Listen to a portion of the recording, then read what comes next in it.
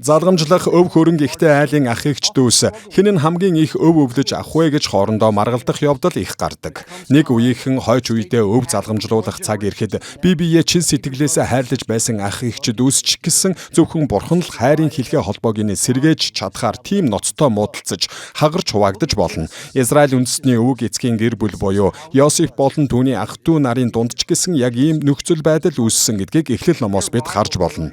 Эцэг Яаковынхон өв хөрөнгийн төлөөх ах дүүсийн өрсөлдөөн маш ширүүн байсан тул энэ асуудлыг шийдвэрлэх боломжгүй мэт санагддаг. Гэхдээ бурхан Йосеф болон түүний ах нарыг эвлэрүүлж хайрын холбоог нь сэргээсэн гэдгийг бид энэ хичээлээс үзэх болно.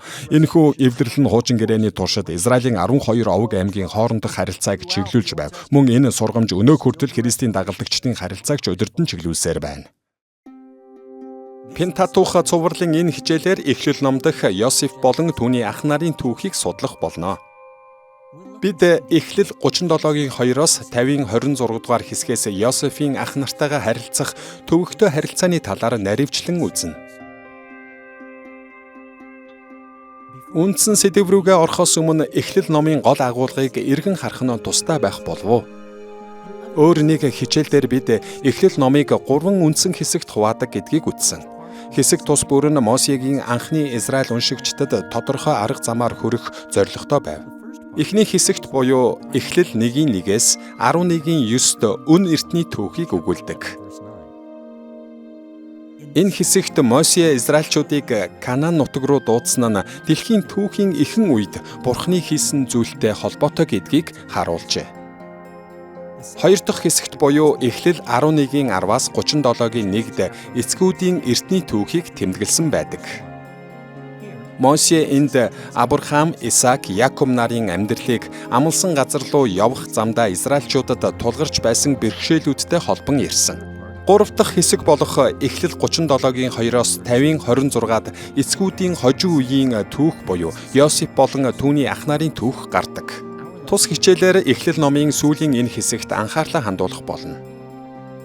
Мосе Эхлэл номын энэ хэсгийг бичихдээ анхны сонсогчдод хэд хэдэн зүйл заах зорилготой байсан гэдгийг бид үзэх болно. Гэхдээ ерөнхийдөө Йосеф болон түүний ах нарын түүх нь амлсан газрыг эзлэн авч суурьших үедээ хэрхэн эв найртай амьдрах учиртайг Израилийн овгуудад заадаг гэж хэлж болно.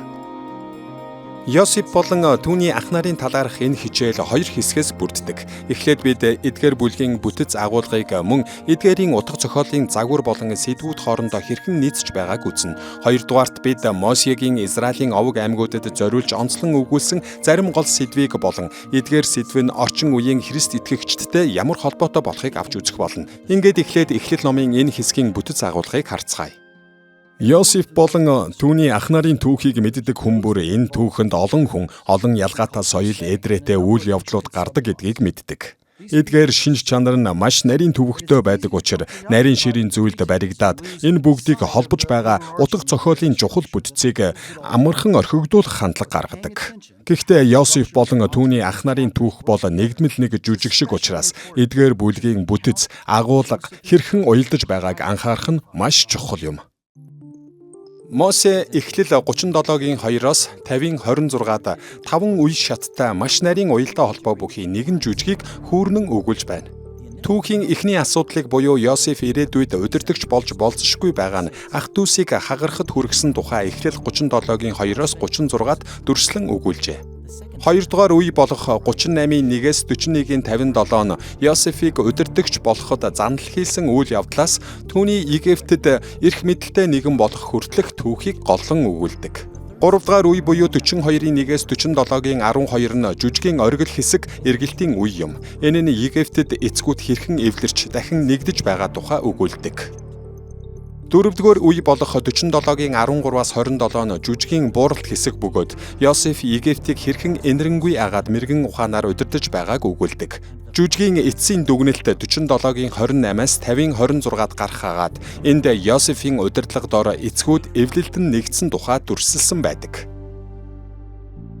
Сүүлийн хэдэн 10 жилд Библи судлаач, тайлбарлагч нар Эхлэл номын эдгээр бүлэг нь хиазм хэлбрээр бичигдсэн гэж үзэх болсон. Хиазм гэдэг нь түүхийн гол хэсгийн өмнөх болон дараах хэсгүүд нь хоорондоо зэрэгцээ буюу тэнцвэртэй байдаг уран зохиолын бүтцийг хэлдэг. Эдгээр оролдлогын ихэнх нь тус үзлийг хэд их онцолсон байдаг. Гэхдээ энэ нь Йосеф болон түүний ах нарын тухай түүх нь бүхэлдээ томоохон хэмжээний тэгш хэм бүхий жүжигийн хэлбэрээр бичигдсэн түүх болохыг харуулж байна. Ерөнхийдөө энэ түүх эцгүүдийн эв нэгдэлгүй байдлаар эхэлсэн ч эцэст нь тэд эвлэн нэгдсэн гэдгийг илэрхийлж байгааг олж харахад тийм ч хэцүү биш. Йосефийг удирдагч болоход занал хийлж буй Египтэд болсон үйл явдлуудын өрнөл хэсгийг Египт дэх түүний энэрэнгүй мэрэгэн удирдлагын тухай өгүүлдэг бууралт хэсэгтэй харьцуулж болно. Мөн Египтэд ах トゥ нар уулзаж эвлэрсэн дахин нэгдсэн үйл явдал нь эв нэгдэлгүй байдал аюул занал хийллээс өршөөл эв нэгдэлт хүрэх эргэлтийн цэг буюу оргил хэсэг нь болдог. Эдгээр үйл явдлыг бид Мосегийн танилцуулсан дарааллаар авч үзнэ. Гэхдээ Йосеф болон түүний ах нарын түүхийн талаар олон найрын ширийн зүйлсийг судлахдаа энэхүү тэгш хэмээг ойлгож байх нь бидэнд ихээхэн тус болох болно. Йосеф болон түүний ах нарын түүх нь Эхлэл номын бусад хэсгээс утга зохиолын хувьд илүү нарийн төвөгтэй байдлаар бичигдсэн. Энд олон янзын дүр гардаг төдийгүй олонх нь гүн гүнзгий утга агуулга бүхий ховсон өөрчлөгддөг дүр байдаг. Мөн энэ түүхийн үзэгдлүүд маш тод томрон дүрслэгдсэн бөгөөд түүхийн туршид өгөөдөл, хошигнол, эмгэнэлт явдал олон гардаг. Уг хүрнэлд бусад үйл явдлыг эргэн санах, урдчлан таамаглах боломжтой олон гинтийн эргэлтийг багтаасан байдаг. Үүн дээр анхны Израиль сонсогчид нь Эхлэл номын энэ хэсгээс бидэнтэй харьцуулахад хамаагүй олон зүйлсийг сурч мэдэх шаардлагатай байв. Тиймээс цаг хугацаа хэмнэх үүднээс бид бүлэг бүрийн агуулгын талаар зөвхөн цөөн хэдэн тайлбар хийх болно.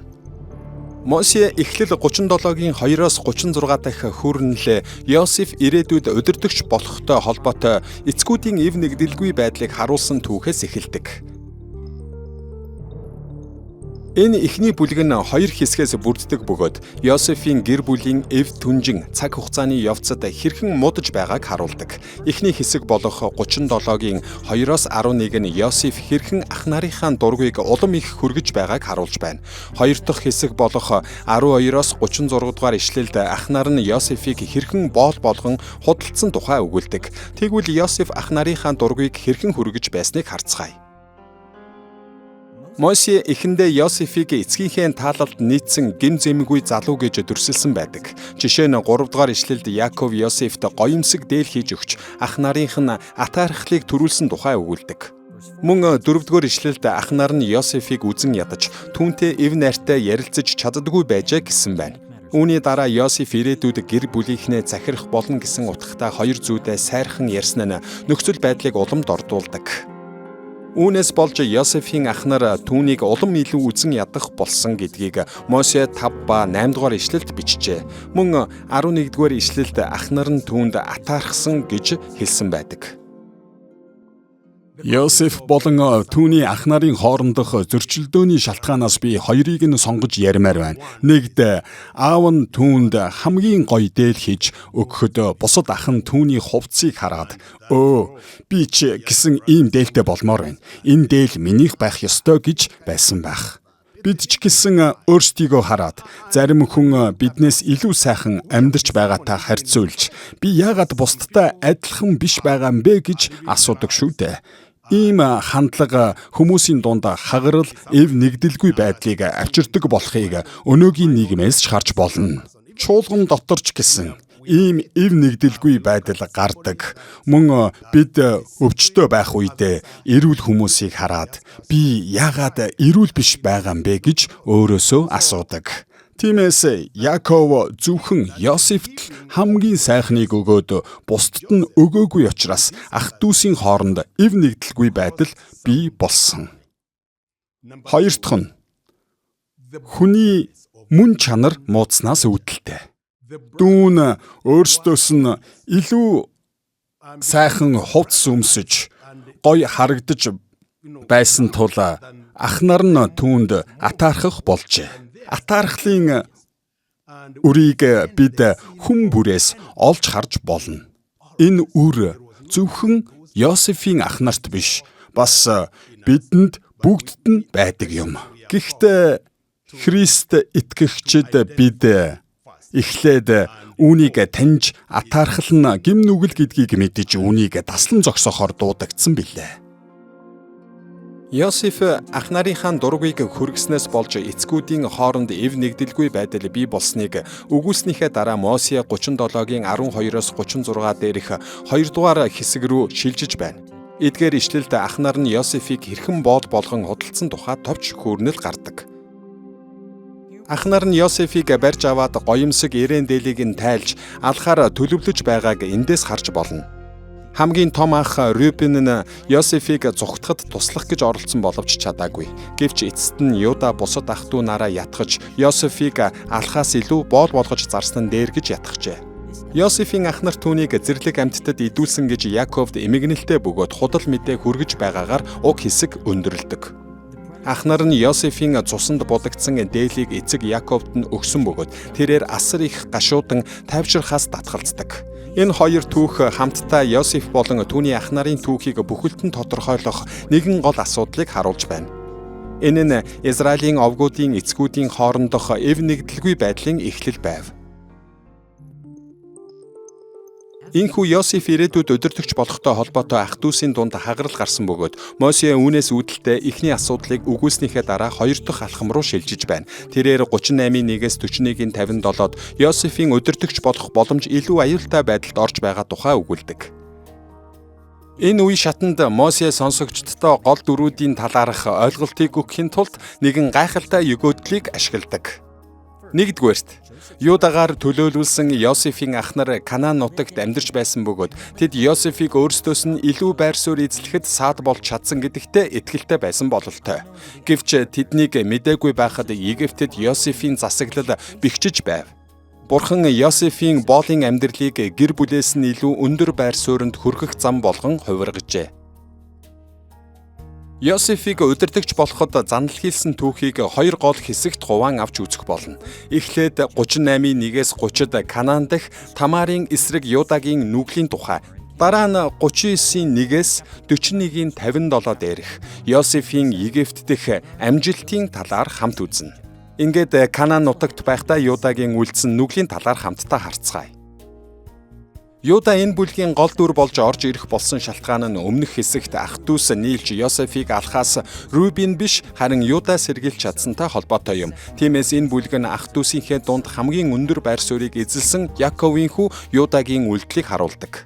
Канаан дахь Юдагийн үйлдэлсэн гэмт үйл явдал 38-1-ээс 5-д Юдагийн хөвгүүдийн мэндэлсэн тухай мэдээгээр эхэлдэг.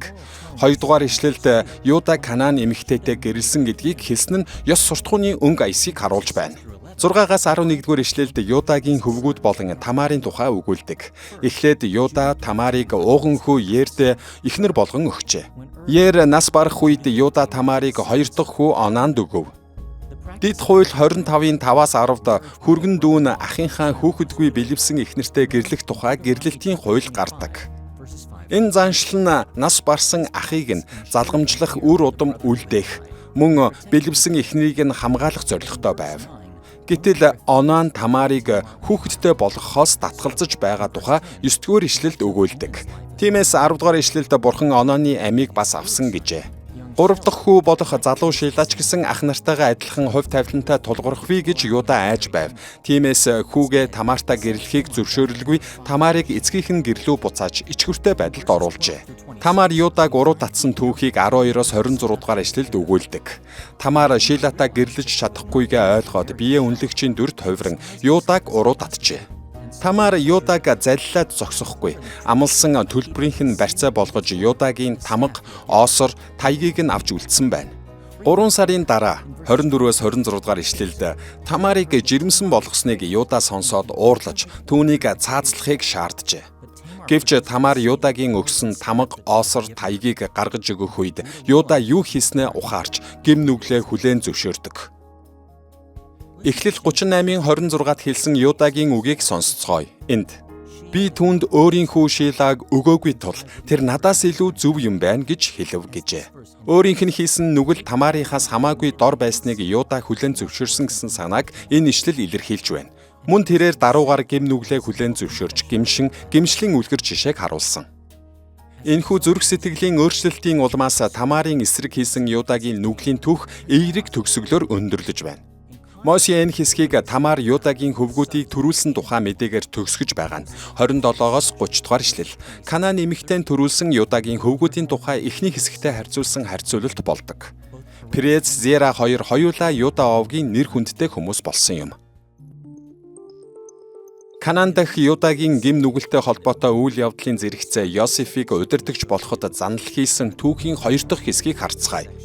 Эхлэл 39-1-ээс 41-ийн 57 дээрх энэ хэсэгт Йосеф Египтэд хэрхэн амжилтад хүрсэн тухай нэлээд урт түүхийг өгүүлдэг. Энэ хэсэг нь 3 дэд хэсгээс бүрддэг. Эхний дэд хэсэг болох 39-1-ээс 23-т Йосеф Потифарын гэрээс шоронд хоригдох хүртэлх түүхийг өгүүлдэг. Йосеф Египтэд очсон даруйда Потифарын тааллыг олж гэр орных нь бүх зүйлийг харгалзах болжээ.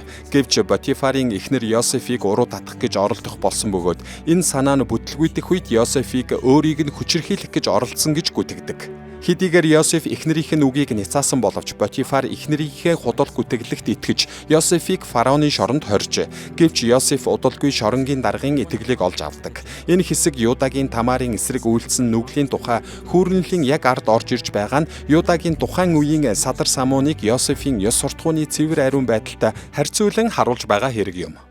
Юда Тамар хоёрын түүхийг унших үедээ би энэ түүхийн зарим хэсгийг хасаж, засаж янзалмаар эсвэл өөр газар оруулмаар санагддаг. Гэхдээ хэрэв та хам сэдвийг нь үнэхээр ойлгож уншвал Бурхан Йосефийн тухай аль хэдийнэ өгүүлээд эхэлсэн түүхийнхээ дундуур энэ түүхийг яагаад нэмснийг ойлгох болно. Бурхан зөвхт болон зөвхт бус хүмүүсийн хоорондох ялгааг харуулахыг хүссэн учраас л ингэсэн гэж би бодож байна. Йосеф Потифарын эхнэрийн бэлгийн ёс бус уруу датлагыг хүчтэй эсэргүүцдэг. Гэтэл Юда биеэ үнэлэгч авахд тэрч байтугай сүмийн янхныг худалдаж авахд ч бэлэн байв. Таач бас энэ ялгааг харж байгаа байх. Тийм ч учраас Йосеф ууган хүү биш боловч гэр бүлээ зөвийн замаар хөтөлж байсан тул Бурхан түүнд ууган хүүгийн 2 дахин их ёроолыг өгсөн юм. 2 дугаарт 41-ээс 41-ийн 45-д Йосеф шоронгоос фараоны ордонд очисон түүхийг өгүүлдэг. Йосеф фараоны зарц нарын зүудний утга учирыг тайлснаар хэрхэн эрх мэдэлд хүрснийг Мосе энэ хэсэгт тайлбарлажээ. Дараа нь тэрээр өнтөө сайхан 7 жил болон өлсгөлөнгийн 7 жилийн тухай фараоны зүүдийг тайлж өгдөг. 3 дахь дэд хэсэгт буюу 41-ийн 46-аас 57-д Мосе фараоны ордонд Йосефийн засаглал хэрхэн тогтсон тухай товч өгүүлж байна. Мосе энэ хэсэгт Йосеф Египтэд фараоны дараа 2-т орох эрх мэдэлтэй байсан гэдгийг хэд хэдэн байдлаар харуулжээ. Йосефийг амжилт гаргах болгонд тэр өөрийн ухаанаар бус харин Бурхны оролцоо тусламж байсан учраас ийм эрх мэдэлд хүрсэн гэдгийг Мосе тодорхой хэлсэн байдаг. Одоогоор бид Йосефийг ирээдүйн удирдагч болохтой холбоотой эцгүүдийн эв нэгдэлгүй байдлыг болон Египтэд түүнийг удирдагч болоход занал хийлж байсан үйл явдлууд түүний амжилт зэргийг үзээд байна. Харин одоо Эхлэл 42-1-ээс 47-гийн 12-д бичигдсэн эцгүүдийн эвлэрэл дахин нэгдсэн түүхийг буюу үндсэн түүхийнхээ эргэлтийн цэг рүү очицгоё. Эвлэрч дахин нэгдсэн тухай энэхүү гол хөрөнл нь Йосефийн гэр бүлийн Канаанаас Египт хүртэл хийсэн хоорондоо нэгт холбоотой бүхий 3 аяллаас бүрддэг. Эхний аялал Эхлэл 42-1-ээс 38-д гардаг. 2 дахь аяллыг 43-1-ээс 45-ийн 28-аас харж болно. 3 дахь аяллын тухай 46-гийн 1-ээс 47-гийн 12-д өгүүлсэн байдаг. Одоо эхний аяллыг харцгаая. Эхний аялал нь 3 аяллын түүхийн хамгийн энгийн нь бөгөөд үүнийг 3 хэсэгт хувааж болно. Эхлээд 42-1-ээс 5-д ах дүүс их өлсгөлөнгийн улмаас Канаанаас Египт рүү аялжээ. Энэ хэсэгт Яков Беньяминаас бусад Йосефийн бүх ахыг Египтээс хоол хүнс худалдаж авахулахаар илгээдэг. 2 дахь хэсэг болох 42-ийн 6-аас 28-д Египтэд Йосеф анх удаа ах нараа харж тэднийг таньсан тухай үйл явдлыг өгүүлдэг. Гэвч тэр өөрийгөө хэн гэдгийг таниулаагүй агаад ах нарынхаа хүн чанарыг шалгахын тулд Беньяминийг авчрахыг шаардаад тэднийг буцааж Канаан руу явуулжээ. Эхлээд Йосеф Беньяминийг авчрах хүртэл ах дүүсийн нэгээс бусдыг нь Египтэд шоронд хорно гэж сүрдүүлсэн. Үүний үр дүнд ах нар нь өөрсөд дээр шүүлтийн цаг ирснийг ойлгож эхлэв. 42-ийн 21-д тэд өөр хоорондоо бид дүүгийнхээ явдлаас болж ялтан болцоолоо гэлцэж байлаа.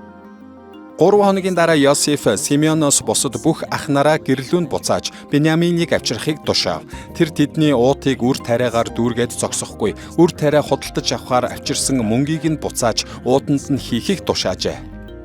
Ах дүүс буцаж явах замд тэдний нэг нь ууданд мөнгөн байхыг хараад бусаддаа хэлдэг. Тэд ихэд айж бурхан бидэнд юу хийх нь инвэ гэцгээдэг. 3 дахь хэсэг болох 29-оос 38 дугаар ишлэлд ах дүүс Канаан руу буцаж ирээд өөрсдөд нь юу тохиолдсныг өгүүлдэг. Тэд Биньяминийг өөрсдөө хамт Египт рүү буцаан явуулах талаар эцгээ ятгах гэж оролцсон боловч Яков татгалздаг. Тиймээс ах дүүс Канаан нутагт үлдэв. Бид эхний аяллалын талаар товч үзээд байна. Харин одоо эхлэл 43-ийн 1-ээс 45-ийн 28-д гардаг 2 дахь аяллалын үйл явдлуудыг харцгаая. 2 дахь аялал нь мөн 3 үндсэн хэсгээс бүрддэг бөгөөд эхний аяллаас арай илүү олон үйл явдал өрнөдөг. Эхний хэсэг болох 43-ийн 1-ээс 14-р ишлэл нь ах дүүс Египт рүү аялахаас өмнөх үйл явдлыг өгүүлдэг. Хоол хүнсэн дуусны эцэст Яков Биньяминийг ах нарын хамт Египт рүү явуулахаас өөр аргагүй болжээ. 43-ийн 15-аас 45-ийн 24 дээрх 2 дахь хэсэг нь Египтэд болсон үйл явдлуудын талаар дэлгэрэнгүй өгүүлдэг. Эхлээд 43-ийн 15-аас 34-т Йосеф гэртээ том найр хийж ах дүү нараа угтан авсан. Гэхдээ тэр өөрийгөө хэн болохыг нууцлсан хэвээр байв. Йосеф Биньяминийг хараад сэтгэл нь их хөдөлсөн тул өрөөнөөсөө гарч ганцаараа уйлсан гэдгийг 43-ийн 30-д бичсэн байдаг. 44-ийн 1-ээс 13-д Йосеф ах нараа дахин сорьжээ. Тэрээр гэрийн дамалда ах дүү нарынхаа шуудааг үр тариа мөнгөөр дүүргээд Биньяминий ууданд мөнгөн аяга хийхийг тушаав. Тэгээд Йосеф ах дүү нараа Канаан руу буцаан явуулжээ. Гэвч Йосефийн тушаалаар гэрийн дамал нь ах дүү нарынх нь араас гүйцэж очдог. Тэр Биньяминий шуудаанаас мөнгөн аягыг олж тийхүү ах дүү нарыг Йосефийн гэрт буцаан авчирв. 14-өөс 34-р ишлэлд Юда Йосефоос өршөөл үзүүлэхийг гуйж 16-р ишлэлд таны зарц нарын хилэнцгийг бурхан олсон хэмээн бурууга хүлээн зөвшөөрсөн байдаг. Дараа нь Юда Биньяминий оронд Египтэд үлдэхийг гуйдаг бөгөөд Юдагийн чин сэтгэлийн энэ гуйлт Йосефийн сэтгэлийг ихэд хөдлөгжээ. Эцэст нь 45-ийн 1-ээс 15-д Йосеф ах дүү нартаа өөрийгөө хэн болохыг илчилдэг. 45 дугаар бүлгийн 2 дугаар ишлэлд Йосефийн янгинэн уйлсан нь Египтчүүдэд сонсогдсон ба фараоны ордонд ч сонсогджээ гэсэн байна. Йосеф 7 дугаар ишлэлд бурхан та нарыг ам хэлтрүүлж үр удмыг чинь газар дэлхий дээр үлдээхээр өөрийг нь Египт рүү илгээсэн гэдгийг хэлжээ. Тэгээд ах нартаа эцэг Яковыг нь Египтэд авчрахыг тушаав. Энэ үзэгдэл 14-өөс 15 дугаар ишлэлээр төгсдөг бөгөөд энд Йосеф Биньямин хоёр бие биеэ тэрвэрэн уйлж буй сэтгэл хөдлөм дүр зураг гардаг. Мөн Йосеф бүх ах нараа үнсэж тэдэнтэй ярилцаж буй тухай өгүүлдэг. Йосефийн түүхийн дунд хэсэгт Йосеф болон түүний ах нар хоорондоо эвлэрсэн тухай гардаг. Йосеф аль хэдийнэ Египтэд ирчгээд байсан бөгөөд ган гачигч болов. Түүний ах нар өлсгөлөнгийн улмаас хоол хүнс тусламж хайхаар ирсэн. Харин эдгээр үйл явдлуудад буюу ялангуяа 45 дугаар бүлэгт Йосеф болон түүний ах нар эцэстээ эвлэрч байгаа гайхалтай зураглал гардаг. Энэ нь үнэндээ Эхлэл номын хамгийн гайхалтай сэтгэл хөдлөм тэр дүр зураг билээ. Энэ хэсэгт ах дүү нараа бие биеэ тэрвэрэн уйлсаар байгааг өгүүлжээ. Энэ үед болон түүний өмнөх бүлэгт тэд маш их уйлсан тул Египтчүүд хүртэл тэднийг яагаад ингэж уйлж байгаа юм бол гэж гайхсан байдаг. Энэ бол ах дүүсийн дунд хагарал гарсан байсан ч яг тэр мөчөд бүрэн эвлэрч нэгдэж байгаа гайхалтай сайхан дүр зураг юм. Энэ эв нэгдэл нь Йосеф ах нараа сорьж шалгахад тэд үнэхээр өөрчлөгдөж өөр болцгоосон байсныг мэдснээс үүдэлтэй. Ах нар нь анх аавыгаа хуурч Йосефийг хөнөөх гэж оролдож байсан бол одоо тэд огт өөр хүмүүс болжээ. Тэд өөрчлөгдсөн бөгөөд тэдний дундаас зарим хүн ялангуяа Юда нь онцгой их өөрчлөгдсөн гэдгээрээ ялгарч байв. Эвлэрэл нь ах дүүс өөрчлөгдсөнтэй бас Йосеф ч өөрчлөгдсөнтэй холбоотой байлаа. Йосефийн хувьд зүүд болон өөр бусад зүйлээр ихэд бардамнаж сайрхдаг онгороо залуу байсан бол өдгөө эрх мэдэлтэй энэрэнгүй хүн болж өөрчлөгдсөн байв. Энэхүү өөрчлөлтийг бид энэ бүлгээс болон үүний өмнөх бүлгүүдээс харж болно. Ах дүүсийн бие биенээ тэрвэрэн уйлж буй энэ дүр зураг маш үн цэнтэй бөгөөд Мосегийн үеийн Израильчүүдийн зүрх сэтгэлд хадагдан үлдсэн нь лавтай. Үүний дараа 45-ийн 16-аас 24-т ах нараа явуулж эцэг Яково авчруулахыг фараон Йосефт тушаасан.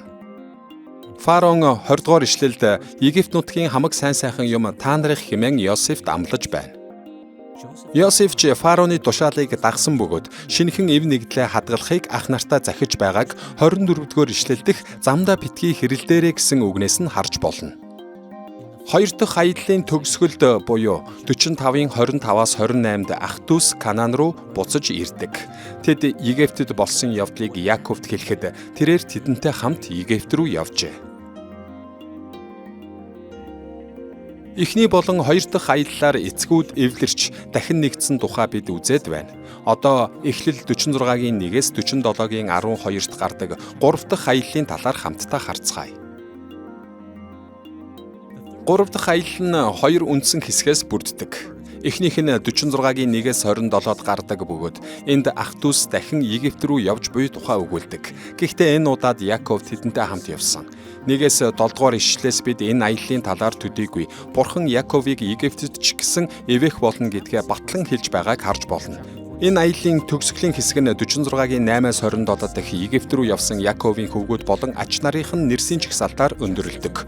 Хоёр дахь хэсэг нь эхний болон хоёр дахь аяллаа нэгэн адил 46-гийн 28-аас 47-гийн 12-т Египтэд болсон хэд хэдэн үйл явдлын тухай өгүүлдэг. Яаков Йосеф хоёр эргэж уулзахад Юда гол үүрэг гүйцэтгэсэн тухай 46-гийн 28-аас 30-д гарч байна. Дараа нь 46-гийн 31-ээс 47-гийн 12-д фараон Йосефийн гэр бүлийг хүлээн авч Гошин хотод Йосефийн халамж дор амьдрахыг тушаажээ.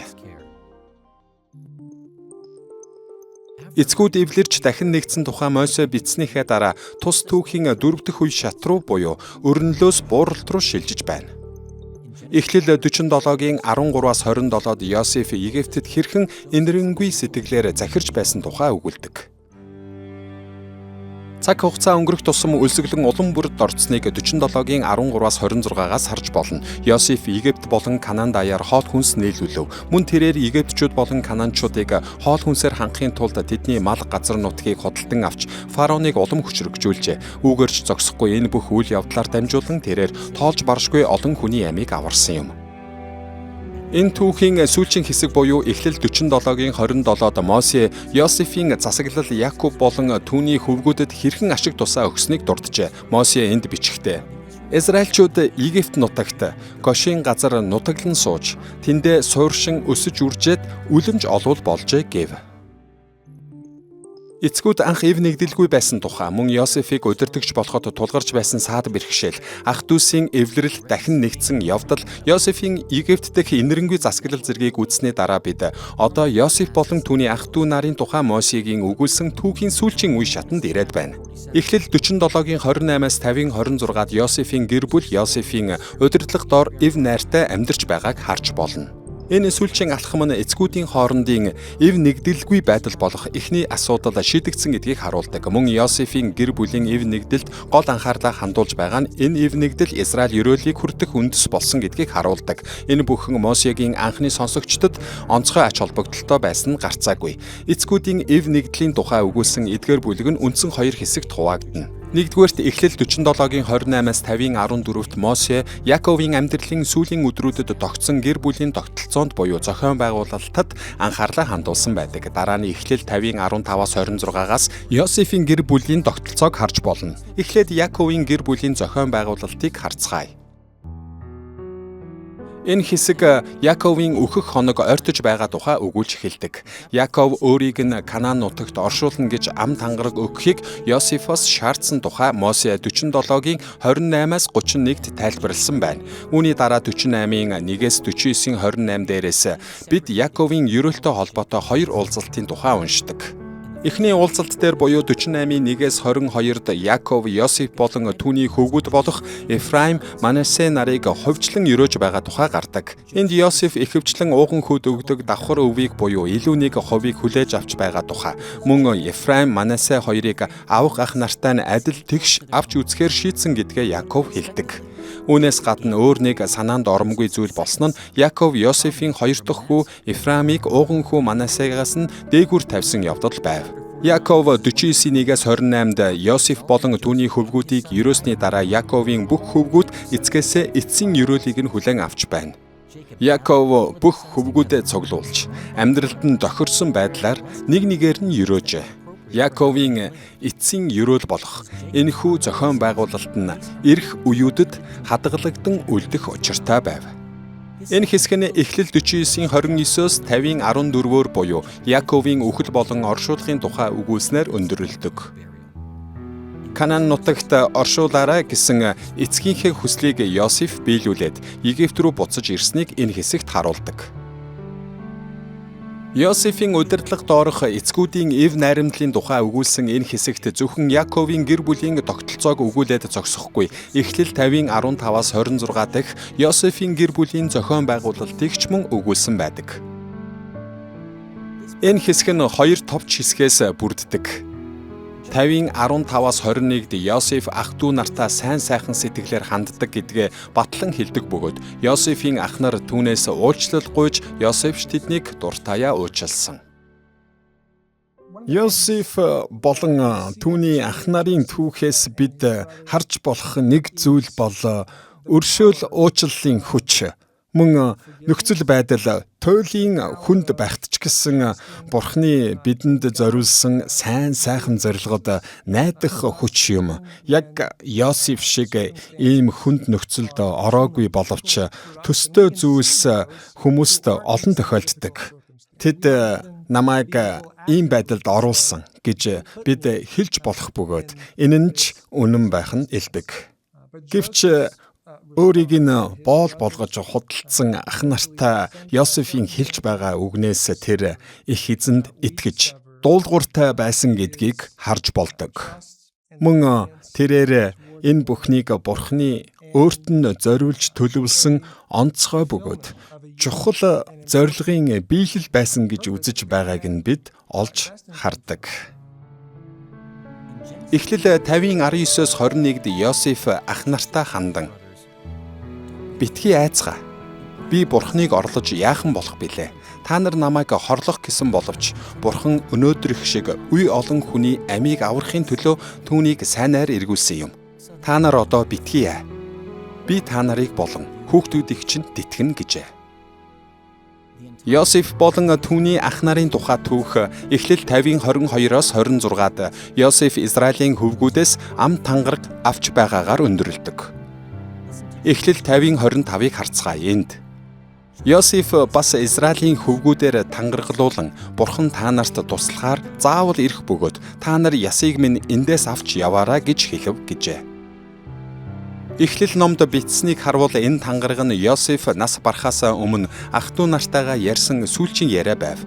Бурхан Израилийг Египтээс чөлөөлөх үед Йосефийн ясыг амлсан газарт аваачиж оршуулан түүнийг хүндэлсэн хэвээр байх болно гэдгээ ах нар нь өөрсдийнхөө үр удмын өмнөөс амлаж байна. Йосеф ах トゥ нар гэр бүлийнхэндээ хандан сүүлчийн захиас болгон Бурхан та нарт туслахаар заавал ирэх болно. Тэр үед та нар ясыг минь эндээс авч яваарай гэжээ. Египтийн удирдагч хүний хувьд Йосефийг нас барахад нь занданшуулж саркофаг буюу чулуун авсанд байрлуулсан байх магадлал маш өндөр. Тэд саркофагийг харах болгондоо Йосефт өгсөн амлалтыг буюу эцгүүд түүнийг амлсан газар аваачих болно гэсэн амлалтыг сандаг байсан бизээ. Йосеф та нар ясыг минь эндээс авч явж амлсан газарт аваачиж оршуулаарай гэж захисан. Энэ бол түүний Бурхны амлалтад итгэж найдаж байсны нэг илэрхийлэл байв. Тиймээс Юдэчүүдийг Египтээс гаргахад Мосе Йосефийн ясыг авч явжээ. Дахин хэлэхэд тэр 40 жилийн хугацаанд Йосефийн яс нь амлсан нутгийг Израильчуудад өгнө гэсэн Бурхны агуу амлалтын бэлэгдэл нүдэнд харагдах сануулга болж байжээ. Тиймээс эцэст нь ясыг нь Шихемд оршуулсан. Зарчим нь тун энгийн. Энэ нь Бурхны амлалтууд нь амьдралын бусад бүхий л зүйлээс илүү бодтой бөгөөд Бурхан амлалтаа заавал биелүүлдэг гэдэг нь юм. Өнөөг хүртэл бид Йосеф болон түүний ах нарын талаарх энэхүү хичээлээр Мосегийн өгүүлсэн түүхийн бүтэц агуулгыг авч үзээд байна. Одоо энэ хичээлийн 2 дахь гол хэсэгтээ буюу эдгээр бүлгийн үндсэн сэдвүүдтэй танилцъя. Йосеф болон түүний ах нарын түүх Эхлэл номын анхны сонсогчдод бидний энд дурдж байгаагаас хамаагүй илүү нөлөө үзүүлсэн нь гарцаагүй. Гэхдээ энэ нь орчин үед ч гэсэн чухал нөлөөтэй хэвээрээ байна. Мөн эдгээр бүлгийг анхны сонсогчдын нөхцөл байдалтай холбож авч үзвэл энд тодорхой сэдвүүд давтагдж байгааг харж болно. Бидний авч үзэх эдгээр гол сэдв нь Йосефийн түүхийн анхны сонсогчдод зориулагдсан сэдвүүдийг бүгдийг нь хамрахгүй. Мөн энэ нь бидний өнөөдөр амьдралдаа хэрэгжүүлэх ёстой бүх арга замыг ч төлөөлөхгүй. Гэхдээ эдгээр гол сэдв нь Эхлэл номын энэ хэсгийн хамгийн чухал шинж чанараас заримыг нь онцлон харуулах болно. Эдгээр бүлгийн зарим гол сэдвийг бид 2 хэлбэрээр авч үзнэ. Эхлээд Йосефийн түүх болон Авраам, Исаак, Якоб нарын түүхэн дэх нийтлэг онцлог шинжүүдийг бид хэрхэн авч үзэж болох талаар зарим санал бодлыг ярилцах болно. Хоёрдугаарт Йосеф болон түүний ах нарын түүхээс хоёр онцлог зүйлийг илүү наривчлан авч үзнэ. Ингээд эхлээд хэд хэдэн нийтлэг шинжийг авч үзье. Эхлэл номын бусад хичээлдээр үзсэнчлэн Авраам, Исаак, Якоб нарын амьдралын түүхэн хүүрнэлд дөрвөн гол сэдэв гарч ирдэг. Эдгээр сэдв нь мөн Йосеф болон түүний ах нарын түүхэнд ч гарч ирэх бөгөөд эдгээр нь Израильд үзүүлсэн Бурхны нэгүсэл, Израиль Бурханд үнэнч байх шаардлага, Израилийг ерөөсөн Бурхны ивэл ерөөл, Израилаар дамжуулан бусдыг ерөөсөн Бурхны ерөөл зэргийг онцолсон байдаг. Библийн энэ хэсэг дэх Израильд үзүүлсэн Бурхны нэгүслийн тухай сэдвийг бид хэрхэн авч үзэх ёстойг одоо харцгаая. Хэдийгээр Библиэд Бурхны нэгүсэл, инрэл хайр, нинжин сэтгэл зэргийг тодорхой нэр томьёо ашиглан илэрхийлдэг боловч Йосефийн түүхэнд эдгээр нэр томьёо ховорхон гардаг. Гэхдээ энэ бүлгүүдийн туршид Бурхны нэгүсэл нь нэгэн чухал сэдэв болж байгааг бид олж харсан билээ. Йосефийн үеийн өмнөх ертөнц гэж бидний нэрлэдэг үед Бурхан заримдаа Йосеф болон түүний гэр бүлд өнгөрсөн дэх нэгүслээ буюу тэдний амьдарч байснаас өмнөх цаг үед үзүүлж байсан нэгүслээ сануулдаг. Мөн эргэлтийн чухал цаг үе бүрд Бурхан Йосеф болон түүний гэр бүлд одоогийн нэгүслээ үзүүлсээр байсан. Түүнчлэн Бурхан ирээдүйд болох үйл явдлуудын тухай өгүүлэхдээ Йосеф болон түүний гэр бүл ирээдүйд ч гэсэн хизээ нэгэн цагт түүний ирээдүйн нэгүслийг дахин хүртэх болно гэдгийг амласан. Ялангуяа амласан газарт буцаж ирэх тэрхүү нэгүслийг хүлээн авах болно гэдгийг үргэлж хэлж байв. Гэхдээ энэхүү гурван төрлийн нэгүсэл нь зөвхөн Йосефийн түүхээр хязгаарлагдахгүй. Мосе Йосефийн ертөнцид өгсөн Бурхны нэгүслийн талаар бичснээр анхны сонсогчдод тэдний ертөнцид ч гэсэн Бурхны өөрсдөд нь өгсөн олон янзын нэгүслийн талаар бодох боломжийг олгожээ.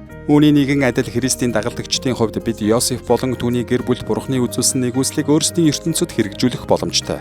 Энэ нь олон арга замаар хэрэгжих боломжтой боловч үүнийг Христийн хаанчлалын 3 үе шаттай холбон авч үзэх нь ихээхэн тустай байдаг. Шинэ гэрээний үүднээс авч үзвэл Йосеф болон түүний ах дүү нарт Бурхны үзүүлсэн өнгөрсөн дэх нэгүслийг бид Христ өөрийн хаанчлалыг эхлүүлэхээр энэ дэлхий дээр анх ирсэнтэй холбож үзэж болох юм. Бид Йосефийн түүхээс Бурхны үзүүлж буй одоогийн нэгүслийг харах бүрдээ одоо ч гэсэн үргэлжилсээр байгаа Христийн хаанчлалаар дамжуулан бидний өдөр тутмын амьдралд түүний үзүүлсээр байгаа нэгүслийг сандаг. Мөн Йосеф болон түүний гэр бүлийнхэн Бурхны ирээдүйн нэгүслийг тэсэн ядан хүлээж байсан шиг бид ч мөн адил шин тэнгэр шин газарт Христийн хаанчлал бүрэн төгс байгуулагдах үед бидэнд ирэх Бурхны өршөөл инэрлийг найдан хүлээдэг.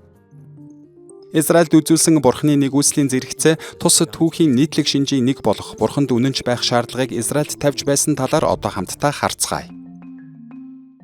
Йосеф болон түүний ах дүүсийн ертөнцийн тухай Мосегийн хүүрнэлт дэх хамгийн онцгой зүйлийн нэг нь Мосе энд Бурханаас өгсөн ямар нэгэн үг заавар, тушаалыг иш татаагүй явдал юм. Үүний оронд өмнөх ертөнцид нь Йосеф Бурханд үнэнч байсныг Израильчууд өөрсдийнхөө ертөнцид хүлээн авсан хуулиудын дагуу үнэлж цэгнэж чадна гэж Мосе найдаж байжээ. Эцгүүд Бурханы хуульд үнэнч байснаар авралыг олж аваагүй гэдгийг Мосе мэдэж байсан нь ойлгомжтой. Үнэн дээр ингэх ямар ч боломжгүй. Гэвч тэдний дуулууртай бас дуулуургүй байсан нь уг түүхийн үе шат бүрд тэдний зүрх сэтгэлийн жинхэнэ дүр төрхийг харуулж байв. Тийм ч учраас Мосе Йосефийн түүхээр үндэслэн өөрсдийн зүрх сэтгэлийг шалгахыг сонсогчдод уриалж байна. Сөрөг жишээ авбал Йосефийг алах гэсэн ах нарынхын төлөвлөгөөг Бурхан эсэргүүцсэн тухай Мосе энд шууд ярих шаардлагагүй байв. Учир нь Гитлэл 20:13-т гардаг хүн алж болохгүй гэсэн 6 дахь хуулийг энэ нь зөрчиж байна гэдгийг сонсогчид аль хэдийн мэдэж байлаа. Мөн Йосефийг боол болгон худалдсан явдал нь Дэд хууль 24-ийн 7 гэх мэт хуулийг зөрчсөн хэрэг байв. Йосефийн ах нар нь эцэг Яково мэхлэхдээ Гитлэл 20:12-т гардаг эцэг эхээ хүндлэх тухай зарилгийг зөрчсөн. Юда Тамарыг бие үнэлэгч гэж бодоод түүнтэй унтахтаа Гитлэл 20:14 дэх Садар Самун явдлын эсрэг тушаал болон Лев 19-ийн 29 зэрэг өөр бусад хуулийг зөрчсөн хэрэг байв.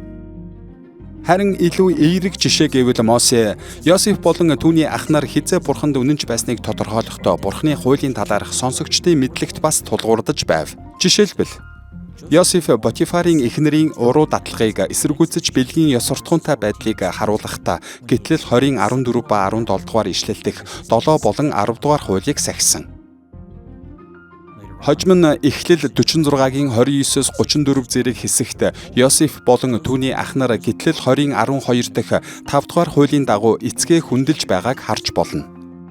Ах дүүс Йосефийн өмнө гин бурууга хүлээж даруй болсон нь Лев 5:5-д гардаг хуулийг тусган харуулдаг. Йосефийн ах дүү нартай хандсан ийдэг инэрэнгүй байдал нь Лев 19:18 дээрх тушаалыг үнэнчээр дагж буй хэрэг байв. Иймээс Мосе энэхүү өмнөх ертөнцийн үнэнч болон үнэнч бус байдлыг төрслөн өгүүлэхдээ тэдний ертөнцийн Израилийн анхны сонсогчдийнхоо үнэнч болон үнэнч бус байдалд анхаарал хандуулж байгааг бид харж болно. Орчин үеийн Христ итгэгчдийн хувьд Бурханд үнэнч эсвэл үнэнч бус байхтай холбоотой 3 үндсэн арга замыг Йосефийн түүхээс харж болно. Нэгдүгээрт бид эдгээр жишээг Есүс Бурханд төгс дуулууртай байсантай, ялангуяа хаанчлалаа эхлүүлэхдээ хэрхэн дуулууртай байсантай харьцуулж мөн эсрэгцүүлж үзэх хэрэгтэй. Хоёрдугаарт бид Йосефийн түүхийн ёс суртахууны зарчмуудыг Христийн хаанчлал үргэлжилж байгаа өнөө үед өдөр тутмын амьдралдаа хэрэгжүүлэхэд бэлэн байх ёстой. Эцэст нь Йосефийн түүхэн дэх үнэнч байдлын шаардлага нь Христ дахин ирж хаанчлалаа бүрэн төгс байгуулах тэр үед юу болох вэ гэдэг дээр бидний анхаарлыг чиглүүлэх учиртай юм. Тэр үед Христэд итгэж аврагдсан бүх хүн шин тэнгэр шин газарт Бурхны бүрэн зөвтгөгдсөн төгс дуулууртай үйлчлэгч нар болон өөрчлөгдөх болно. Одоогийн байдлаар бид Израильд үзүүлсэн Бурхны нэгүсэл болон Бурханд үнэнч буюу Израилийн талаарх нийтлэг шинжүүдийг үзээд байна. 3 дахь нийтлэг шинж буюу Йосефийн түүх болон өмнөх эцгүүдийн түүхэнд аль алинд нь гардаг өөр нэг нийтлэг онцлог шинж бол Израилийг ерөөсөн Бурхны ерөөл юм. Йосеф болон ах нарын тэрхүү өмнөх ертөнцийн хувьд Бурхан эцгүүдийн үнэнч байдлыг ерөөж байсан боловч заримдаа тэдний үнэнч бус байдлыг үл харгалзан ерөөсөөр байсан гэдгийг энд дурдах нь зүйтэй юм. Мосе тэрхүү өмнөх ертөнцид ард түмэндээ үзүүлсэн Бурхны ерөөлийн талаарх сэдвээ бичихтэй анхны уншигчид нь Бурхан тэдний ертөнцид ч өөрсдийг нь үнэнч эсвэл үнэнч бус байхаас үл шалтгаалan тоо тоомшгүй олон арга замаар ерөөсөн болохыг ойлгуулахыг зоржээ. Йосеф болон түүний ах нарын түүхэнд гарч буй Бурхны ерөөл өнөөгийн бидний ертөнцид ч мөн адил хамаатай. Заримдаа бид үнэнч байдлынхаа хариуд ерөөгддөг бол заримдаа бидний итгэмжгүй үнэнч бус байдлыг үл харгалзан Бурхан ерөөсөөр байдаг юм. Христ хаанчлалыг эхлүүлэх үед Бурхан ард түмэн дээрээ эвэл ерөөлөө асгасан гэдгийг ухаарах аваас бид Йосефийн түүх болон өөрсдийн амьдралын хоорондох уялдаа холбоог олж харж чадна. Түүнчлэн Христийн хаанчлал үргэлжилж буй энэ цаг үед ч гэсэн Бурхан биднийг хэрхэн ерөөж байгааг бас ойлгох болно. Үүгээрч зогсохгүй Христийн хаанчлал бүрэн төгс байгуулагдах үед Бурхан биднийг хэрхэн ерөөхийг бид дисэн ядан хүлээдэг юм. Бурхны Израильд өгсөн нэгүсэл, Израилийн үнэнч байдал, Израилийг ерөөсөн Бурхны ерөөл зэрэг нийтлэг шинжийн зэрэгцээ, Израилаар дамжуулан Бурхан бусдыг ерөөх тухай нэгэн онцлог шинжийг мөн Йосефийн түүхээс бид харж болно. Бурхан Израилийг ерөөгөөд зогсохгүй. Өөрийнх нь хаанчлал болон ерөөлийг бүх үндэстэнд түгээхийг Авраам болон түүний үр удамд тушаасан гэдгийг Эхлэл 12-ийн 3, 22-ийн 18, 26-гийн 4 зэрэг ишлэлд хэлсэн байдаг. Юун түрүүнд Йосеф Египтэд байхдаа бусдад ерөөл болж байсан тэдгээр үйл явдлаас энэ сэдэв Йосефийн цаг үед ч үргэлжилж байсныг харж болно. Жишээлбэл Эхлэл 39-ийн 5-д Потифар Йосефоос болж ерөөгдөж байсан. Мөн 39-22-д түүнээс болж фараоны шоронгийн харгалзагч ерөөгдсөн гэдгийг хэлсэн байдаг. Йосеф фараоны зүүдний утга учирыг тайлснараа фараонд ч гэсэн ерөөл болсон гэдгийг 41-ийн 25-аас харж болно. Гэхдээ бусдыг ивээсэн хамгийн агуу ерөөл нь Йосеф эрх мэдлийн өндөрлөгт хүрсэн үедээ Египтчүүдийг болон бусад үндэстнийг ерөөсөн явдал байлаа.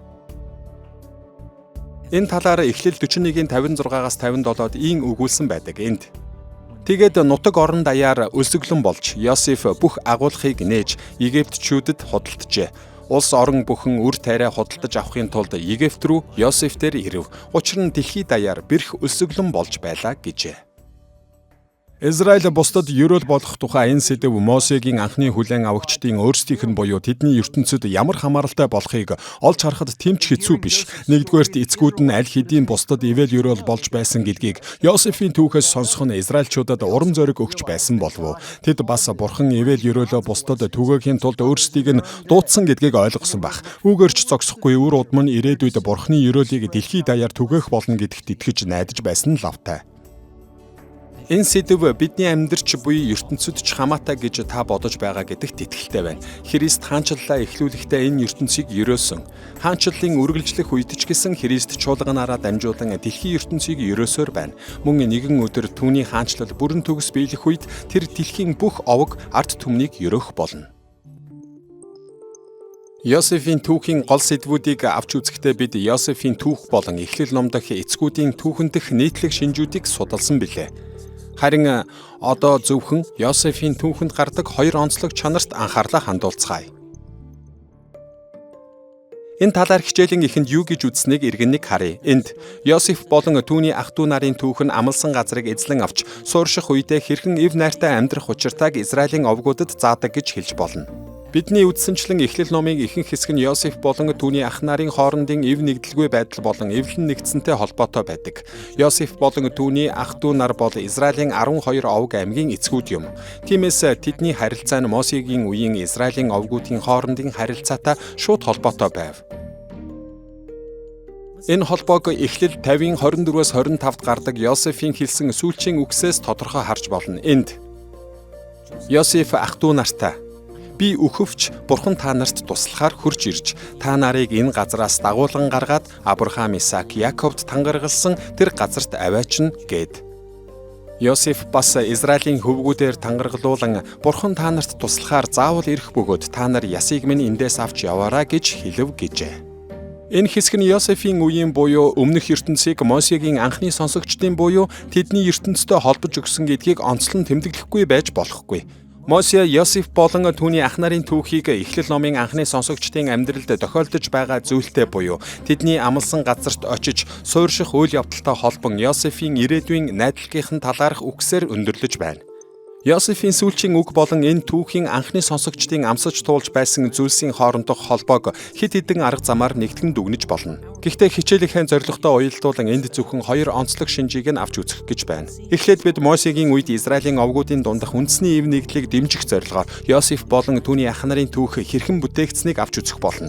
Хоёрдугаарт Израилийн овгуудын дунд үндэсний ялгарлыг буюу овгууд хоорондоо ялгаатай байхыг Бурхан зөвшөөрсөн гэдгийг Мосе энд илэрхийлж байгааг бид судлах болно. Эхлээд үндэсний эв нэгдэл гэсэн сэдвийг авч үзье.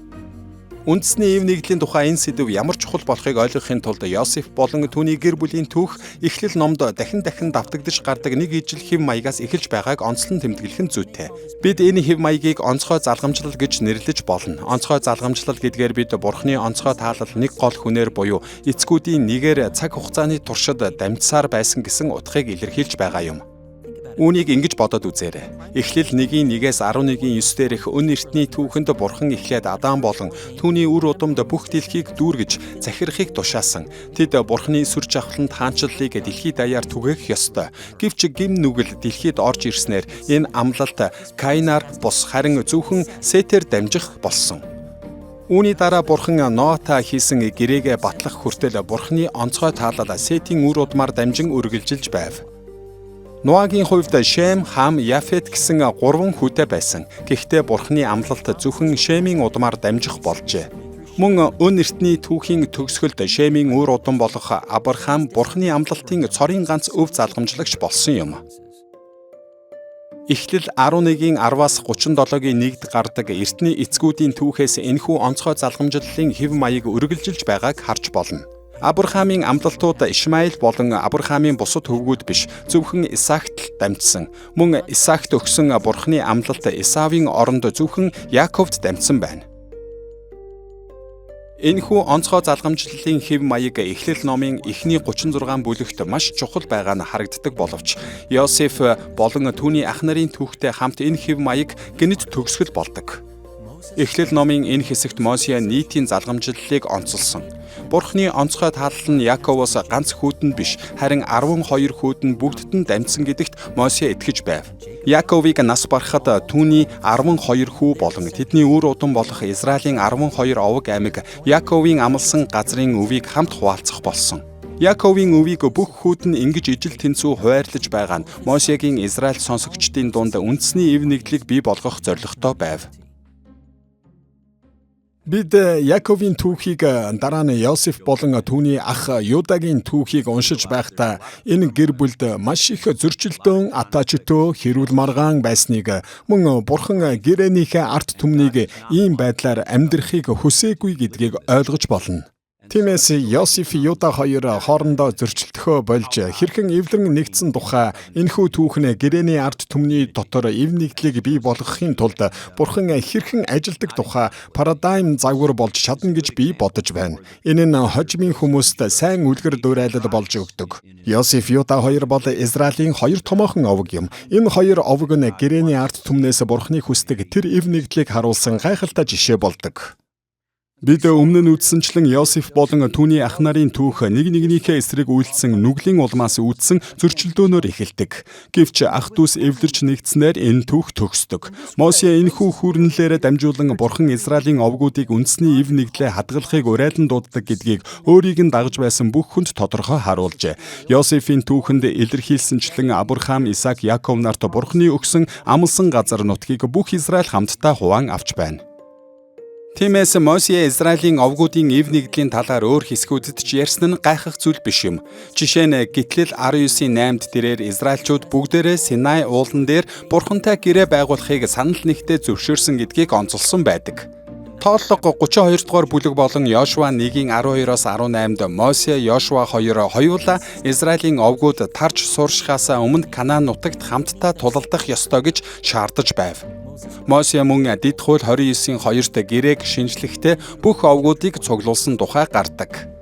Нэмж дурдахад Израилийн үндэсний ив нэгдлийг хуучин гэрээний хожмын үеийн зохиолчид ч гэсэн онцлон тэмдэглэсээр ирсэн. Хэдийгээр Давид Соломон хоёр алдаа дутагдал гаргаж байсан боловч үүнийг үл харгалзан нэгдсэн хаант улсын 90 үеийг Израилийн алтан үе гэж үздэг. Израиль үндэстэн умард болон өмнөд хаант улс болж хуваагдсан нь Бурханы ард түмэнд зориулсан туйлын зорилгод хүрэхгүй байв. Цөллөгийн дараа овгууд дахин нэгдэн гэсэн амлалтыг хожим нь Израилийн иш үзүүлэгчид дамжуулж байлаа. 1-2 дугаар шаштрал зэрэг номуудыг харвал цөллөгийн дараа Израилийн овг тус бүрийн төлөөлөгчд амлсан газарт суурших ёстой гэж үзэж байжээ.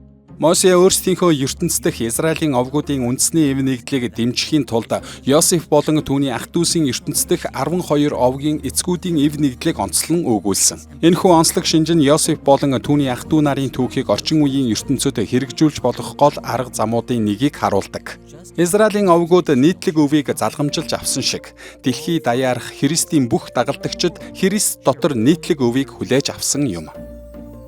Есүс хаанчлалаа эхлүүлэхдээ энэхүү ив нэгдлийг бий болгосон. Христийн хаанчлал үргэлжилж буй энэ цаг үед бид ч гэсэн ив нэгдэлтэй байхын төлөө хичээн зүтгэх ёстой. Нэгэн өдөр Христийн хаанчлал бүрэн төгс байгуулагдахад Бурханы ард түмэн төгс ив нэгдэлтэй болж эвлэлдэн нэгдэхийг бид баярлан харах болно. Паул Эфес 4:3-6-д юу гэж хэлснийг харцгаая. Энд амар тайвны хүлээс дотор сүнсний нэгдлийг хадгалахыг хичээх тун. Та нар өөрсдийнхөө дуудлагын нэг найдвар дотор дуудагдсны адил нэг бие, нэг сүнс, нэг эзэн, нэг итгэл, нэг баптизм, нэг бурхан байна. Тэр бол бүгдийн эцэг бөгөөд бүгдийн дээр бүгдээр дамжуулан бүгдийн дотор байдаг гэжээ. Энэ багц ишлэлийн гол утгыг авч үзцгээе. Паул Христийн дагалдагчдыг сүнсний нэгдлээ хадгалахын тулд хичээх түн хэмээн уриалж байна. Израилийн овгуудад байсан нийтлэг өвийн нэгэн адил бид ч гэсэн нэг бие, нэг сүнс, нэг найдвар, нэг эзэн, нэг итгэл, нэг баптизм, нэг бурхан эцэг гэсэн нийтлэг зүйлтэй. Йосеф болон түүний ах нарын түүх нь өнөөгийн Христийн дагалдагчид бидний дунд байнга гардаг эв нэгдэлгүй байдлын талаар эргцүүлэн бодох боломжийг олгодог. Энэ нь мөн дэлхийд даяарх Бурханы ард түмний эв нэгдлийн төлөө өөрсдийгөө зориулахад туслах практик өдөрдмжийг өгдөг юм. Йосефийн түүх Израильчуудыг эв нэгдэлд уриалж чадсан шалтгаан нь Йосеф ууч сэтгэлтэй хүн байсантай холбоотой. Уучлал бол зөвхөн Израилийн ард түмнийг төдийгүй Христ итгэгчид бидний гэр бүл энэ дэлхий дээр амьдарч буй бид бүгдийг нэгтгэдэг цорын ганц зүйл юм. Ах нар нь Йосефтой үнэхээр зүй бус харилцсан боловч зовлонд унах үед нь Йосеф тэднийг аварсан. Йосефийн түүхээс түүний ах нараа хэрхэн уучлсан түүхээс бид Йосеф үнэхээр маш том зүйлийг уучлсан гэдгийг харж болно. Ах нар нь түүний үхлийг хүссэн. Тэд түүнийг амьд байлгахыг хүсээгүй. Бас тэд түүнтэй дахиж уулзахыг хүсээгүй. Гэвч Йосеф тэднийг хорлохыг хүсээгүй. Түүнд хариугаа авах эрх мэдэл нөлөө байсан хэдий ч ах нараас илүү сүсэг бишрэлтэй, итгэл үнэмшлээрээ илүү төлөвшсөн нэгэн байсан тул тэдэнтэй эвлэрсэн. Энэ явдал Израилийн 12 овогт давтагдах боломжтой байсан төдийгүй бидний дотор гэр бүл сүм чуулган нийгэмд ч давтагдах боломжтой юм.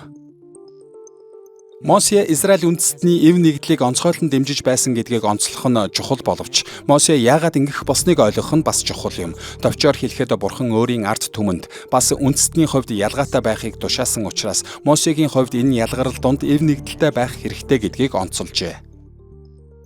Энгийнээр хэлбэл овгийн эцгүүд бүгдээрээ Яаковын өв залгамжлагчид байсан боловч энэ нь тэдэнд бүгдд нь адил тэгш хандсан гэсэн үг биш юм. Харин ч эсрэгээр Бурхан Израилийн овгуудад өөр эрх ямб үүрэг хариуцлагыг өгсөн гэдгийг хужин гэрээний бусад хэсэгт тодорхой харуулдаг. Мосе нэг чухал шалтгааны улмаас Израилийн овгууд эв нэгдэлтэй байх шаардлагатайг онцолж байсан. Энэ бол Бурхан өөрөө овг тус бүрд ялгаатай эрх ямб үүрэг хариуцлагыг өгсөн гэдгийг Израильчууд хүлээн зөвшөөрөх явдал байв. Зөвхөн энэ тохиолдолд Израиль эв нэгдлээ хадгалах боломжтой байлаа.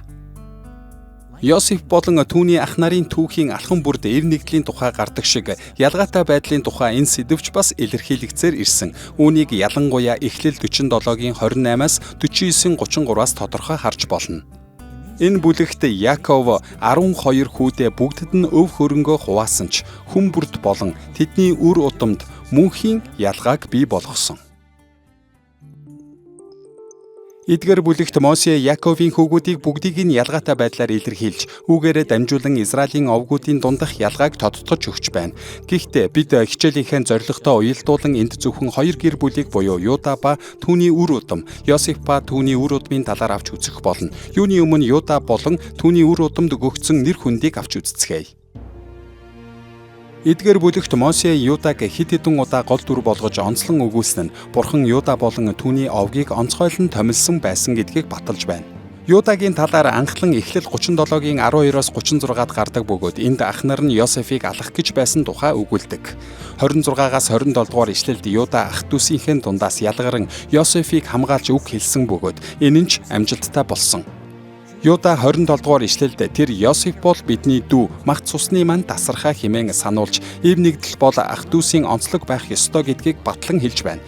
Энд ах дүүс нь түүний төлөвлөгөөг зөвшөөрч байгаа нь тэд Юдагийн удирдлагыг хүлээн зөвшөөрдөг байсан гэдгийг харуулдаг.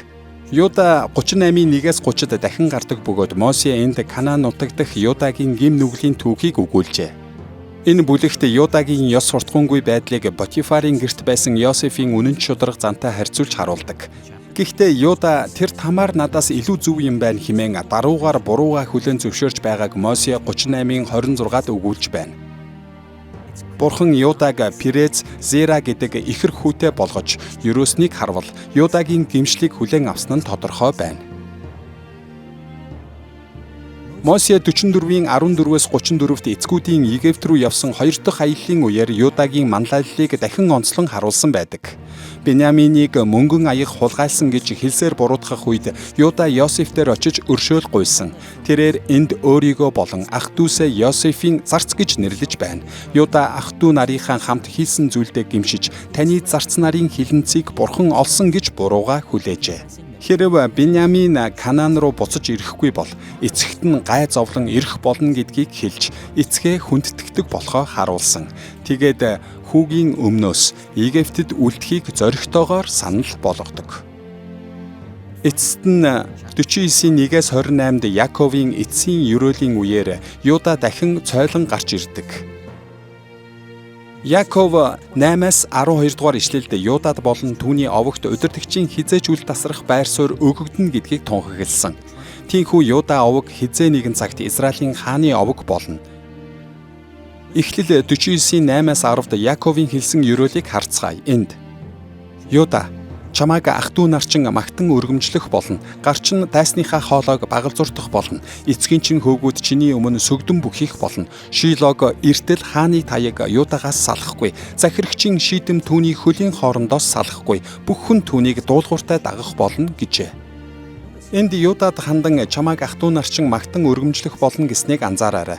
Тэрээр дайсныхаа хоолойг багалзуурдах бөгөөд энэ нь өөрийг нь эсэргүүцэгч бүгдийг ялна гэсэн утгатай. Мөн Юдагийн эцгийн хөвгүүд буюу ах нар нь түүний өмнө сүгдэн бүхийх болно. Өмнө өгүүлсэн зүйлсдэрээ нэмээд Мосе энд Юдагийн овог Израилийн бусад овгийг захирах болно гэсэн санааг илэрхийлж байна.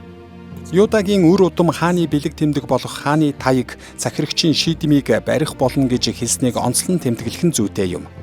Юдагийн хааны гэр бүл бүх хүн төрлөختнийг дуулууртай дагах хүртэл үргэлжлүүлэн захирсаар байх болно. Эхлэл 49:10-д Юдагийн үр удам бүх дэлхийн хаан болно гэдгийг Библиэд анх удаа тодорхой дурдсан байдаг. Энэ бол Давидын удмын Месиягийн тухай өгүүлсэн маш тодорхой ишлэл юм. Эхлэл 12:3-т Авраамд хандан газар дэлхийн бүх овог чамаар өргөдөх болно гэж хэлсэн Бурхны амлалтыг ирээдүйн энэ хаан биелүүлэх болно. Энэ хаанаар дамжуулан Бурхны хаанчлал дэлхий даяар өргөжих болно. Тиймээс Юдагийн энэ агуу хааныг бүх үндэстэн дуулууртай дагах болно. Мосе өөрийнхөө ертөнцийн анхны сонсогчдод Юдагийн нэр хүндийг ингэж өргөмжилж байгаагийн учрыг ойлгоход тийм ч хэцүү биш. Юда Яаковын ууган хүү биш байсан тул ердийн үед ийм чухал байр суурийг эзлэх боломжгүй байв. Тиймээс Мосе үндэстнийхээ эв нэгдлийг дэмжихийн тулд Йосеф болон түүний ах トゥ нарын тухай ийм бичгтээ Бурхан өөрөө Юдагийн овгийг ингэж өргөмжилсөн гэдгийг ойлгох нь үндэстний эв нэгдлээ хадгалахад тус болно гэж найдаж байсан бололтой. Юдаг ингэж чухал байр суурьнд өргөмжилсөн нь орчин үеийн Христийн дагалдагчдад ч бас олон талын ач холбогдолтой. Гэхдээ хамгийн гол нь Бурхан Юда овгоос нэгэн хамгийн дээд хаан гарах болно гэж амласан явдал юм. Мөн энэ амлалт Давидын төгс зөвхт хүү орчлон ертөнцийн хаан Есүсээр биелсэн билээ. Есүс хаанчлалаа эхлүүлж Тэнгэрт хаан сэнтид заларсан. Түүний хаанчлал үргэлжилж бүх дайснууд нь түүний хөл доор орох хүртэл тэрээр хаанчлах болно. Тиймээс хаанчлал нь төгс байгуулагдах тэр үед Христ шинэ бүтээлийг үрдмөх захирах болно. Мосе Израиль үндэстэн дэх ялгаатай байдлыг харуулахдаа Юда болон түүний үр удмыг онцолсон гэдгийг бид үзлээ. Харин одоо бид Эхлэл номын энэ хэсэгт Йосеф болон түүний удмынхан хэрхэн гол байр суурийг эзэлж байгааг харцгаая. Бидний үздсэнчлэн Эхлэл 37-гийн 2-оос 50-26-д гардаг гол дүр бол Йосеф юм. Гэхдээ бусад ах нараасаа ялгаатай нь Йосефийг энэ бүлэгт өв тэгш нэгэн мэтээр дүрсэлсэн байдаг. Үүн дээр Мосе түүхийн зөвхөн ихэнх хэсэгт л Йосефийн зан чанарын дутагдлын талаар битүүхэн дурдсан байдаг. Йосеф ах нарынхаа дургийг хүргэж байсныг 37-гийн 2-оос 11-ээс харж болно.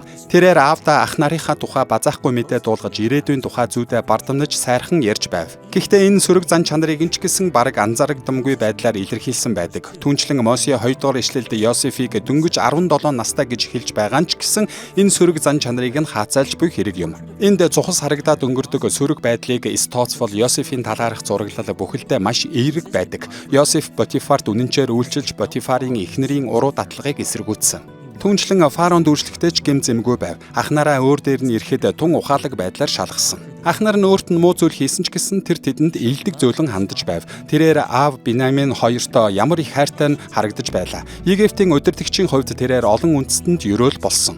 Эдгээр болон өөр олон арга замаар Мосе Йосефийг Эхлэл 49:26-д ах дүүсийнхээ дундаас тодрон гарагч гэж Яаковын хэлсэнтэй адилхан дүрсэлсэн байдаг. Бодит байдал дээр Йосеф амьдралдаа олон удаа гэм нүгэл үлдсэн байж таарна гэдгийг бид бүгд туршлагаасаа мэднэ. Энэ үнэн Есүсээс бусад бүх цаг үеийн бүх хүнд хамаатай. Тэгвэл Мосе яагаад Йосефийг ингэж өв тэгш хүм мэт дүрсэлсэн бэ? Түүний зорилго юу байсан бэ? Үүнд Бурхан Йосеф болон түүний үр удамд Израилийн овгуудын дунд онцгой байр суурь нэр хүндийг өгсөн учраас гэж хариулж болно. Эхлэл 48:1-22-д Яаков анх хөвгүүдэд нь тусгайлан хандаж байгаагаас Йосеф болон түүний удмынхны онцгой байр суурийг харж болно. Энэ ишлэлд Яаков Йосефийн хөвгүүд болох Ефраим, Манасе нарыг өөрийн хөвгүүд мэт ёрөөж байна. Шастрийн дээд 5:1-д бичснээр Рюбен эцгийнхээ орыг бузарлсан тул ууган хүүгийн эрхээ алджээ. Тиймээс Яаков Ефраим, Манасе хоёрыг өөрийн хөвгүүд болгон өргөж авсан нь Йосефт Яаковын ууган хүү байх эрхийг буюу давхар хувийг өгсөн гэсэн үг юм. Энэхүү шин зохион байгуулалтын хамгийн сонирхолтой хэсгийн нэг бол 48:13-аас 20-д Яаков Йосефийн ууган хүү Манасег биш, харин Ефраимыг ёрөөсөн явдал байв. Йосеф хөвгүүдээ Яаковын өмнө ёроолгохоор суулгахдаа Яаковын баруун гар буюу илүү их ёроолыг дамжуулах гарыг Манасегийн толгой дээр тавиулахаар суулгажээ. Ингэснээр Яаков зүүн гараа буюу арай бага ёроолыг өгөх гараа Ефраимын толгой дээр тавих учиртай байлаа. Манасе бол Йосефийн ууган хүү байсан тул ингэх нь тохиромжтой санагдахаар байв. Гэтэл Яаков ямар ч тайлбар хэлэлгүйгээр гараа зөрүүлж зүүн гараа Манасе руу, баруун гараа Ефраим руу явуулжээ. Йосеф үүнд дургуутсаж ууган хүү Манасе дээр Яаковын баруун гарыг тавихыг оролддог. Гэтэл жухам юу болсныг Эхлэл 48-ийн 19 дээрээс сонсцгоё. Энд эцэг нь татгалзаж би мэдэж байна хүү минь, би мэдэж байна. Тэр Манасе бас нэгэн овог болж агуу их болно. Харин дүү Ефраим нь түүнээс ч илүү агуу их болж үр удам нь олон үндэстэн болно гэж хэлв гэжээ. Үүнээс бас тэд бүхэлдээ нэг том үндэстэн болно гэсэн утгаар ойлгож болно. Тооллого 2:18-аас 21 дэд хууль 33-ийн 17 зэрэг ишлэлд Ефраим хүн амын хувьд Манасегаас илүү олширч нэр хүндтэй болсон гэдгийг хэлсэн байдаг. Үнэн хэрэгтээ Ефраим маш хүчрхэг байсан учраас хожим хуваагдсан хаант улсын үед Израилийн хойд хэсгийг бүхэлд нь Ефраим гэж нэрлэх болжээ. Энэ бүхэн орчин үеийн Христийн дагалдагчдад хамаагүй мэт санагдаж болох юм. Гэвч Йосеф болон түүний ах дүүсийн ертөнцид Ефраим ингэж гэнэт онцгой байр суурь эзлэх болсон нь Бурхны бий болгосон тогтолцоо байсан гэдгийг Мосегийн анхны сонсогчид ойлгох нь маш чухал байлаа. Мосе Эхлэл номыг бичиж байх үед үндэсний удирдлагыг дагалдагч Йошуада шилжүүлэх гэж байв. Гэтэл Йошуагийн хувьд Мосе эсвэл Аарон шиг Лев овгийн хүн биш байлаа. Түүнчлэн Юдагийн хааны овгийн хүнч байгаагүй. Гэхдээ Йошуа бол Бурхны бусад бүх овгоос илүүгээр онцлон ерөөсөн Ефраим овгийн хүн байв. Чухамдаа Мосе энэхүү хүүрнэлдээ Ефраимыг онцолж харуулсан нь залгамжлагчаа энэ овгоос сонгох болсон нэг шалтгааныг нь харуулж байна. Йошуа нас барсны дараа л Юда овгийн нэр хүнд илүү нэмэгдэж эхэлжээ. Ефраим хүн Йошуа үндэстнийг бүхэлд нь удирдан амлсан газар руу явсан юм. Христийн өнөөгийн дагалдагчдын хувьд Йосеф болон ах дүүсийнх нь түүхийн энэ хэсэг Бурхны энэ дэлхий дээр бидэнд өгсөн олон янзын ивэл ерөөл үүрэг хариуцлагыг ойлгоход тусалдаг. Есүс хаанчлалаа эхлүүлэхдээ ард түмэндээ янз бүрийн билгүүдийг ерөөл болгон өгсөн. Тэр заримд нь элч, заримд нь иш үзүүлэгч, багш зэрэг өөр үйлчлэлийг өгсөн юм. Есүс өөр хүмүүсийг өөр үүрэг давуу эрхтэй байхаар дуудсан. Христ ард түмнээ хагалж бутаргахын тулд бус харин нэгдэхийн тулд энэхүү ялгаатай байдлыг бий болгосон юм. Христийн хаанчлал үргэлжилж буй энэ цаг үед ариун сүнс өөрийн хүслийн дагуу билгүүдэд итгэгчдэд өгсөөр байна. Тэрч байтугай Христийг дахин ирэх үед Христийг дагаж байсан хүмүүсийг Бурхан олон өөр арга замаар алдаршуулахыг бид харах болно. Бурхан бүхий л цаг үед ард түмнийхээ дунд ялгарлыг бий болгож өгсөн гэдгийг хүлээн зөвшөөрөхөд мөн үүний үнд цэнийг ойлгоход Йосеф болон түүний ах дүүсийн түүх бидэнд тусалдаг. Йосеф болон түүний ах дүүсийн тухай энэ хичээлээр бид Эхлэл номын сүүлчийн гол хэсгийн бүтэц агуулгыг судалсан билээ.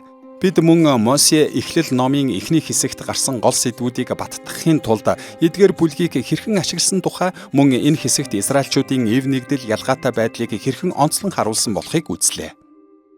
Йосеф болон түүний ах дүүсийн энэ түүх Израилийн эцгүүд бие биетэйгээ эв найртай амьдрахад хичнээн хэцүү байсныг харуулдаг. Гэвч эцэст нь Бурхан тэдний хооронд бат бих хайрын холбоог бий болгосон. Эв нэгдэлгүй байсны эцэст дахин эвлэрч нэгдэн нийлсэн тухай энэхүү түүхийг анх Израилийн 12 овгийг гэмшилд дуудах Бурханы ард түмний хувьд хоорондоо эвлэн нэгдэхэд уриалахын тулд бичсэн юм. Өнөөдөр Христийн дагалдагчид бидний дунд байдаг аливаа хуваагдлын эсрэг байж хайрын холбоог дэмжихийг энэ түүх уриалж байна. Христийн биеийн хувьд бид Христийн өвийг хуваалцах ёстой. Мөн Йосеф болон түүний ах дүүсийн энэхүү түүх нь бид өнөөдөр дэлхийд даяарх Бурхны сүр жавхлан таанчлалын төлөө, Бурхны ард түмний эв нэгдлийн төлөө өөрсдийгөө хэрхэн зориулах ёстойг харуулсан чухал удирдамж болдог.